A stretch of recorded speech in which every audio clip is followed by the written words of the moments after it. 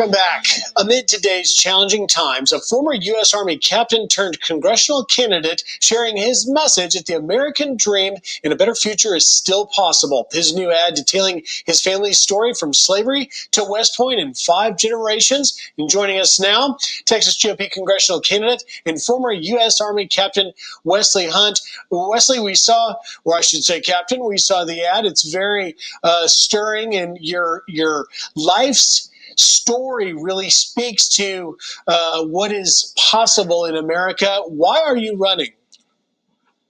Yes, well, I am running because I want to talk about a better future that we could have for our children. And in my ad, I talk about, going from slavery to West Point in just 5 generations. And I want to talk about the progress that we can have for my 15-month-old daughter and our family for the future. And it takes sacrifice, it takes dedication, it takes hard work and grit.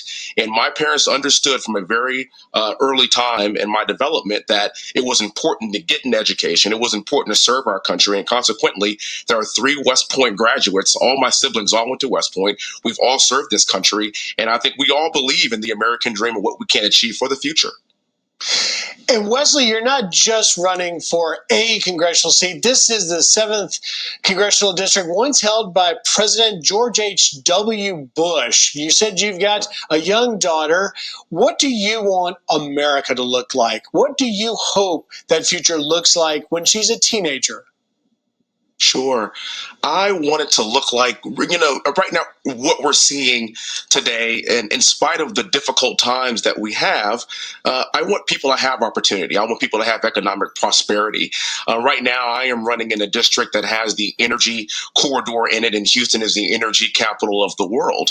And so a thriving economy is what we need, and that's the great equalizer, no matter what we look like. And I am running to preserve that.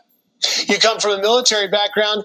Speak now, if you get elected, what you will do immediately for the business owners, minority business owners in cities all across the country who have been devastated. Many lost their life's work because of the chaos in the streets. Right. Well, first of all, Mr. Floyd's death was a tragedy, and no one really disputes that. And I think we can all agree on that. And I saw the country come together and unify with the message that the people that are responsible for his death should be imprisoned. But I was disheartened to see the rioting and the looting of public and private property.